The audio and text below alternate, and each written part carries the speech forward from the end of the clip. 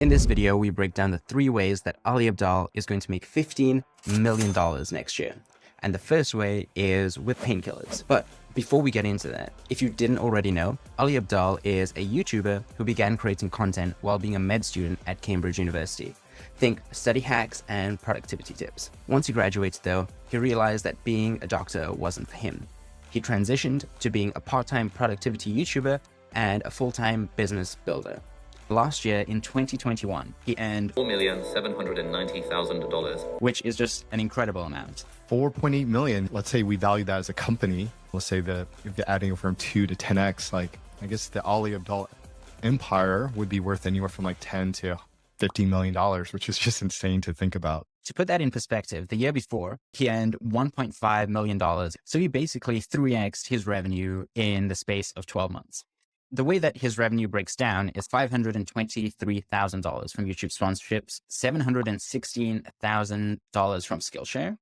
The huge bulk of his revenue was actually $2.5 million from his course called Part-Time YouTuber Academy. I think what he's doing is amazing. This is a dude with his camera talking about how to make ideas happen. Let's talk about what Part-Time YouTuber Academy does well. Part-Time YouTuber Academy is a 4-week cohort-based course. And he basically helps people who want to start on YouTube, create their YouTube channel, and then create a process around that so that they can consistently create content. I think one of the things they do incredibly well is the pricing tier. At the lowest, it's $2,000. And this just gives you access to the live lessons. And then it goes up. So $3,000, you get live lessons plus the community. And at $6,000, it's lessons, community, and calls with Ali and his team. So I think the segmenting in this way has allowed him to just extract so much more revenue than he would have been able to do had it all just priced like $3,000. This is a framework I called like pricing against the demand curve. So this comes out of the gaming world where you have minnows, dolphins, and I think whales. I think most games make the majority of the revenue from whales. So these are people that are willing to spend a lot of money on upgrading their character, buying the different skins, and they're just playing constantly. So the idea is like you're kind of pricing against everyone's demand curve. So I think what Ali Abdaal's done very well is whatever you're willing to pay, he has something for you. So he's not leaving any kind of money on the table. So that's kind of like the concept around pricing against the demand curve. If you look at last year though, the biggest increase came from Part-Time YouTuber Academy. I think it's good because they could funnel a lot of their energy into that. It's good because he made a couple $1 million. I think it's bad if it's forced. So I think if they look at 2023 and they're like, okay, last year we made 5 million. This year we're going to make 7 million. Let's make 10 million next year. And they just keep trying to force Part-Timer YouTuber Academy to grow. I think that's where it could kind of backfire. If you really want to grow that, I think you either add more students to the number of cohorts that you're doing, or you do cohorts all the time. And they're both going to really dilute his content because he's going to be so focused on trying to promote it. And that's the type of content that people don't really want to watch or consume. It's kind of like, I've already heard you plug it. I don't want to sign up. And if you're going to constantly do it, I'm going to unsubscribe. I think one of the things that Part-Time YouTuber Academy kind of struggles with is the type of people that take this course. For them, it's like a nice have. They want to become YouTubers, but some people have started, other people haven't. And I think it goes back to the framework that people in tech think about, or VCs think about when they're funding companies. So vitamins versus painkillers. Vitamins are things that are nice to have, and they have some additional benefits, but it's not very clear to see. On the other hand, you have painkillers, where you have this immediate problem. It's a pain point. It's staring you right in the face, and you'll pay anything or do anything to get rid of it. And I think one thing that Ali Abdaal could do is perhaps transition away from being this nice to have, I want to create a YouTube channel, to solving a problem that essentially becomes a painkiller and helps him sell that a lot easier. Yeah, I think what Ali Abdaal should do to grow this chunk of the pie is to launch different cohort-based courses across each one of the tiers of a YouTuber lifecycle and charge more as it gets bigger and bigger and bigger. Because someone that has 1 million subscribers that's making a couple $1 million a year will pay 5 to 10 grand in order to learn how to grow that. And it might be a smaller cohort, but it's going to be extremely valuable. I could see him going from, what was it, $2.5 million to $10 million a year, just doing these 4 things. Yeah, I totally agree. I think he could have 3 tiers, right? Tier 1 is the Vitamin, part-time YouTuber academy. Tier 2 is operationalizing production. So you're graduating from one person to like maybe a small team. Everything is breaking. You're trying to make everything smoother. You're trying to work less than 80 hours per week.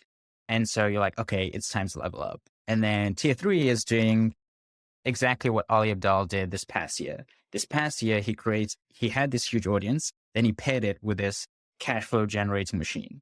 And that's what tier 3 is. It's like, okay, you have subscriber base, turn it into lots of money. I think that's a great idea. Think about the life cycle of a YouTuber.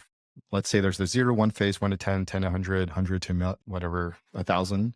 And you could probably just pair that with the number of subscribers that they have. So the part-time YouTuber Academy is really targeted people in that 0 to like 1,000, 0 to 10,000 subscribers phase. Don't really know what I want to do. Don't know how to film. Don't know how to edit.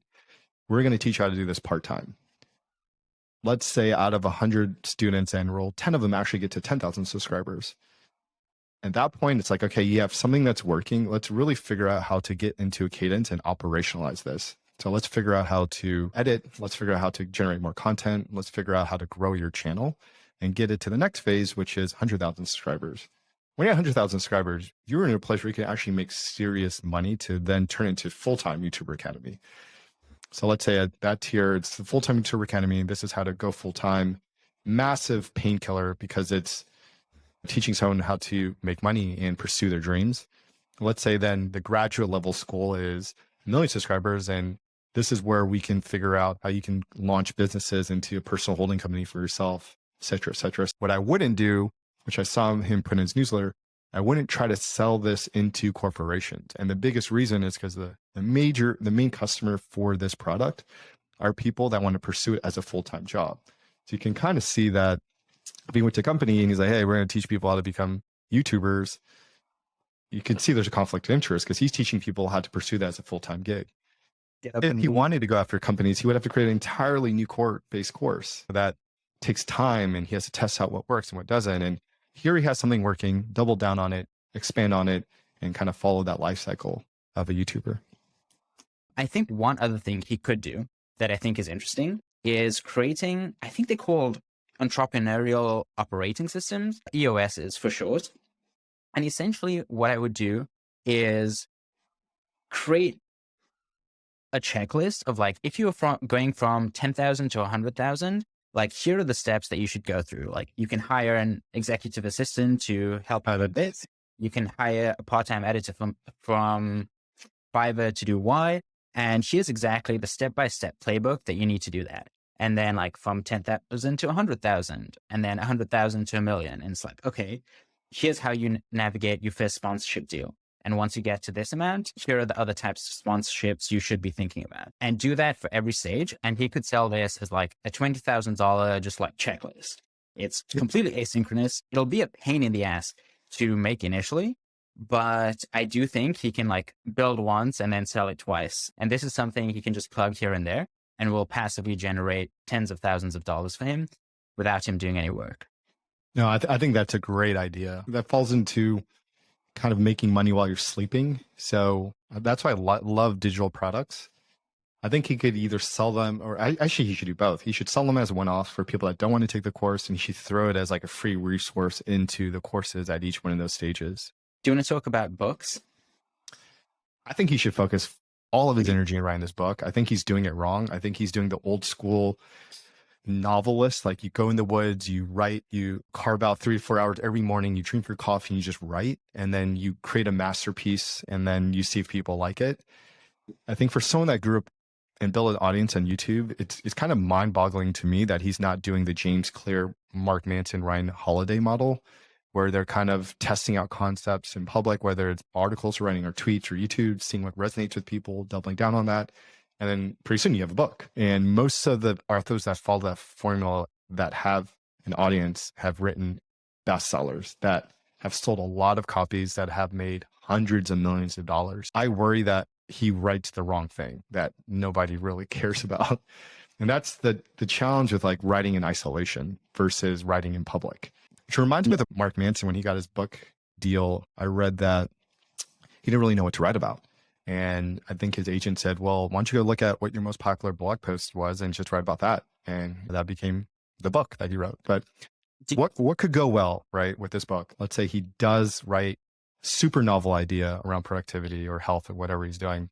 He could sell like 1, 5, 10 million copies. And I think that would be crazy. Like it would be in every single airport, every single bookstore. It would be #1 on the New York Times. It would be #1 on Amazon. I think he would be in everyone's mind for 10, 20, 30 hours as they're reading the book.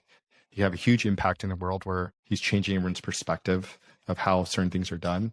And he can make a lot of money. It's like he can make tens, hundreds, I guess the publisher make hundreds of millions of dollars selling this book, and he could just keep writing books. Do you know how much book authors make? So Ryan Holiday recently went on the My First Million podcast, and he was talking about the economics of book publishing. And he basically said that most authors, like even at his caliber, earn between $2 to $3 per book. It varies based on like whether it's hardcover, paperback, or an ebook, but roughly it nets out to $2 to $3 per book. And so Mark Manson, who we were talking about, his book, The Cecil Art of Not Giving a Fuck, which basically I think every single person on earth has basically seen the cover of this book. He has sold 10 to 15 million copies of that book alone. And so he's made between 30 to $45 million from That's insane.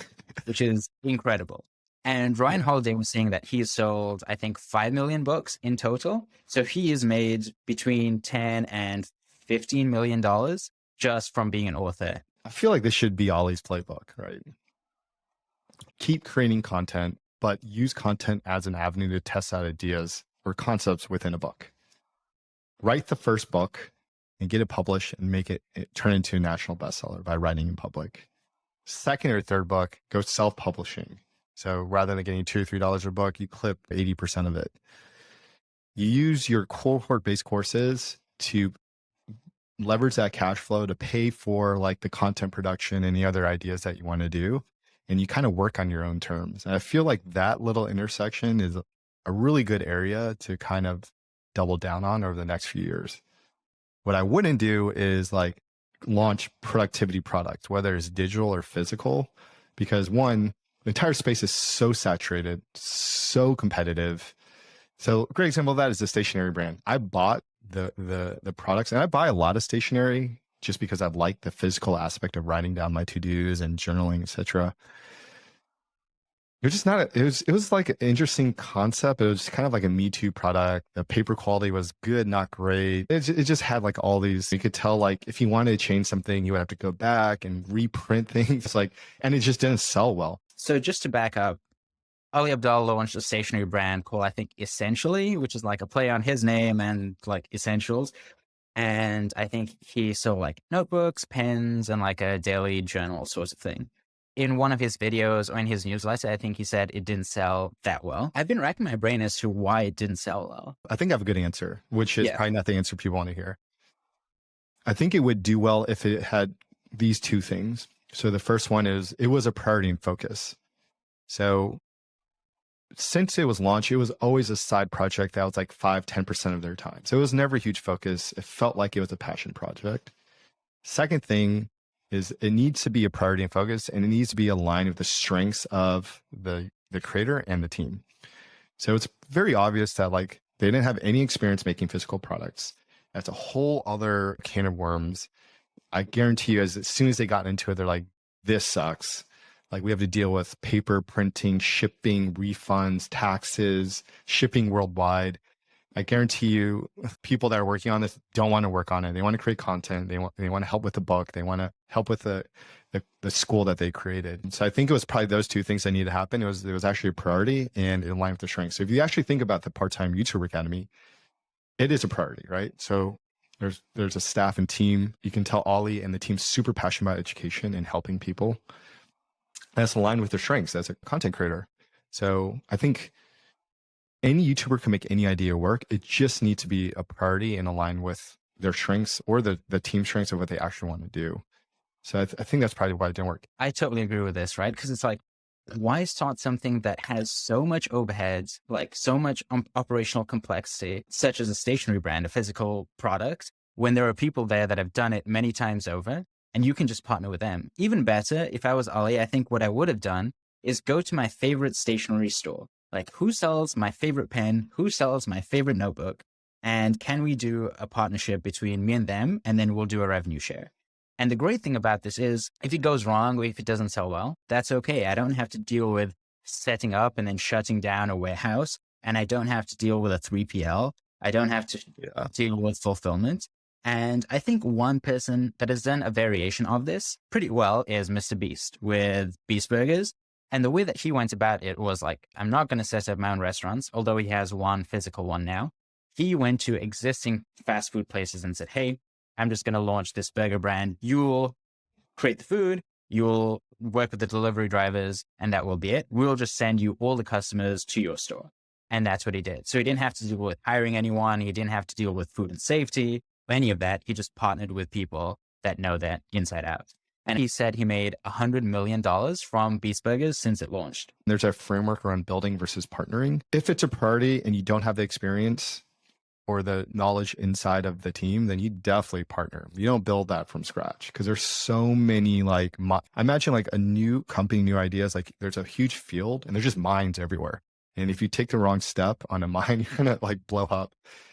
Partnering allows you to work with someone that says, that mine, don't hit that one. Let's walk this way. Don't do that. Let's do that. And just allows you to get something out the door faster, but it also allows you to back out of something if it just doesn't work. Right. So rather than like them investing all their time, energy, and money into like launching stationery brand, they could just partner with hundreds of brands. I would love to partner with them that will handle the building of it, the distribution of it, the refunds, the shipping, and allowed him to just focus on a concept and they would have brought it to life. Which also shows you the power of having an audience. So the reason I'm excited about creators building an audience is one of the hardest things about building a company is hiring and marketing and raising capital. So let's say you can raise capital, you hire a team. Majority of the money that companies raise goes to sales and marketing. And if you have an audience and you can automatically go from 0 to 100 million in whatever two or less years, that's amazing. That just shows you the power of having an audience that trusts you, that's willing to go out and pull off their wallet and spend money on the thing that you're offering them. I do think there are pitfalls as we've seen with that though, right? It's like now that I've become a creator, I'm like, oh shit, I can sell things to people. And so I'm going to go and sell something. But I think everyone just follows the same playbook that we call the Creator Playbook. It's like, okay, when I have a big enough audience, I do AdSense. Then I do sponsorships or brand partnerships. Then I do merch. Everyone loves dropping merch. And then I do some course of some sort. And it's like, okay, that playbook has been run many times. I think the great thing that Ali did was he stepped outside of it. He was like, okay, people just do a Skillshare course or some asynchronous course. I'm going to do a live one and charge way more than people think is reasonable. And that's how he broke out of that and made a lot of money through Part-Time YouTuber Academy. There are so many other ways or better ways to make money that are more scalable or have higher margins than doing the Creator Playbook. I like the playbook that Jake Paul is doing. Logan Paul's younger brother, they're both boxing, built a huge audience on YouTube. And Jake Paul's like, hey, I'm going to launch something digital. So he partnered, I think, with a team and they launched an online gaming website that I think is the positioning is legal, which is pretty interesting, right? So I think they treat him as a co-founder. I don't know what his equity stake is, but I'm pretty sure it's pretty high. And he handles marketing, distribution, and content, right? So what Jake Paul did is he created an entirely new YouTube channel where they have a weekly show, a podcast, a video podcast, and just constant content to market the brand, to build an audience, etc. So he's taking what he's really good at. He added value and he partnered with a team that's launching a new business and he became a co-founder. So I think that goes into like the build versus partner. Like, so what's Jake Paul really good at? He's really good at content and building audience and being part of culture. What is he not good at? He's not good at building a business. He has no experience there, nor does it seem like he really has that interest. So let's go find the best entrepreneurs in this space doing something I'm interested in. Let's partner with them. I'll bring my value, you bring yours, and together like 1 + 1 = 3. And I like that model a lot versus let's build internally a merch drop. It's like, dude, like who cares? Like what's the most you can make $2 million? Where let's say for Jake Paul, let's say this turns a $1 billion company. He owns 25% of that. Like that's pretty substantial compared to like making whatever you make off a t-shirt. How do you go about hiring a CEO? If I were a YouTuber, I would really play up that we have distribution and marketing taken care of. So all you have to do is build a great product and build a great team, run the ops on the day to day. So that would be my big sell. It's like, hey, like half the battle is already taken care of. You can do what you're good at. I'll do what I'm good at. I meant practically. I want to go hire a CEO. I'm an influencer with 1 million subscribers. I don't know the first thing about hiring a CEO or even where to find one. How do I make that happen? There's a push versus pull approach. So the push would be, the pull would be, hey, I create a lot of content. I could just kind of what Mr. Beast did. You just send out a tweet, create a short YouTube video, put up a job board and had like whatever, thousands of people apply. That works for like junior to mid to senior roles. Like that works really well. The more senior you get, you got to really like go after them. So I would compile a list of the companies that I admire, and then I would write down the leadership team of everyone that works at those companies, and I would break those up into 2 tiers, like who is the current leader and who's the up and comer. I like to go after both. I really like the up and comer because they have a ceiling, right? So if you're the number 2 to the number 1, like you hit your ceiling and you want that number 1 role. So I like working with the number 2 because they're hungry, they're younger, they have a lot to prove. They might not have like that huge experience, but they want an opportunity. I would also make sure the team has people that have a lot of experience because you want a little bit of both. But that's what I would do. I would map out the companies. I would figure out who works where. I would literally find their email. I would DM on Instagram or Twitter. I would just hound them. I would find warm intros. You kind of got to hustle and convince them to kind of work with you. Yeah. One approach that Andrew Wilkinson, the founder of Tiny, which buys businesses, it's kind of like a mini Berkshire Hathaway. And he has hired multiple CEOs. The way that he goes about doing this is he finds an exec or an up-and-comer from an adjacent business. So he looks at the business that he has, finds a similar business that is at least double the size, and then he finds someone that's helped scale that. And so he goes, poaches this person, and they just repeat the playbook that they have already done over the past 3 or 4 years. And that's how he does it. You have to do that, and you have to make sure you align all the incentives. So their comp package, I like paying very high salaries with also very high equity. From a salary standpoint, like let's say $100 is like the max someone can make. I like to go a little below that, let's say like 90 or 80, because I want to weed out people that just want to make cash. And then I go really high in equity. So let's say it's like 1%, I might go 2% because I really want to incentivize someone for the long term to build something that has lasting value. And so that's where like incentive alignment really, really matters, because once you get the right person, you have to make sure that they're incentivized to make the right decisions, because you're not going to be involved in the day-to-day and like micromanage them. Because if you got the CEO of like Riot Games, you're not going to like micromanage them. You know, it's like, that's not going to work. I think that's a wrap for this, unless there's anything else. I think Ali Abdaal is going to be very, very successful, but it's going to require him to focus and double down on what's working and kind of delete everything that's not working. I would definitely shed the stationery brand. I would write the book in public. I would expand to these new courses. You know, keep creating content and keep doing what he's doing. And I could see this growing and breaking 10 million over the next 2 to 3 years easily.